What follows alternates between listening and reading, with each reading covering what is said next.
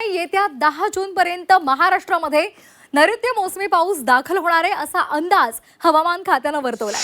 मुंबईमध्ये मुसळधार पावसाची शक्यता आहे। पावसाचा अंदाज घेऊन पेरण्या करा असं आवाहन शेतकऱ्यांना हवामान विभागाने केलेलं आहे। आताचा महत्त्वाचा अंदाज हवामान खात्याचा आपण पाहतोय। येत्या 10 जून पर्यंत महाराष्ट्रामध्ये मान्सून दाखल होणार आहे असा अंदाज हवामान खात्याने वर्तवलाय।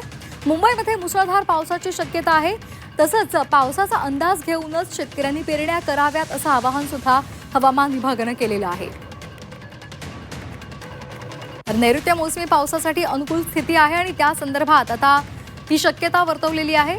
त्याचबरोबर शेतकऱ्यांना पेरण्या करण्याचं आवाहन करत असताना हवामानाचा अंदाज घ्या, पावसाचा अंदाज घ्या आणि त्यानंतरच पेरण्या करा असाही अंदाज वर्तवण्यात आला आहे।